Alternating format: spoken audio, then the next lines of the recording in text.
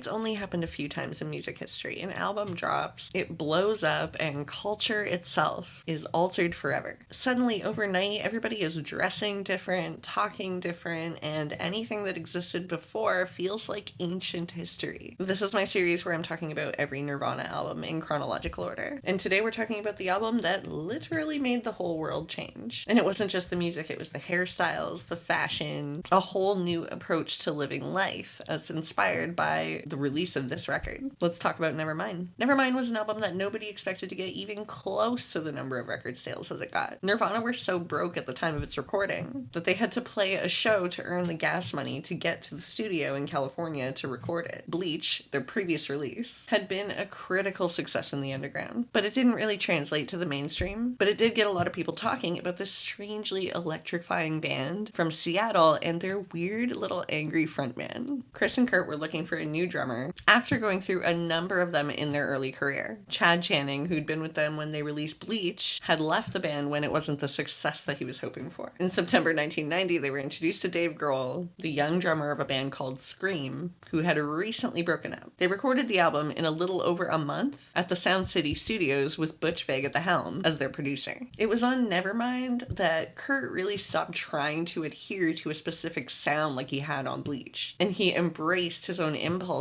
as a songwriter. This meant that he took those punk influences that he was so enchanted with and fused them with a more melodic approach inspired by bands like the Beatles, the Pixies, Michael Stipe, and R.E.M. He slowed those punk riffs down and made it more palatable to the mainstream. Some people argue that this was intentional. Others think it was just him being his most authentic self at that time. The first single, Smells Like Teen Spirit, was released in advance of the record, and there is no way that I can properly impress to you how explosive this song was. It was like there had never been another song before it, and there would never be another after. It was so huge. What I think is interesting about Nevermind is that it was actually quite poppy, but a lot of that can be attributed to production choices. And I don't know if I'm alone on this, but I prefer most of the songs on Nevermind as live versions more than the studio versions. Like, nothing beats watching those old Nirvana performances. They were so solid. It was so goddamn big. And something about this dystopian rage and a strange combination of apathy and empathy, caring so fiercely about everything but also not caring about anything at all, became the calling card of an entire generation. And Nirvana set off on one of the wildest trajectories in the history of rock and roll.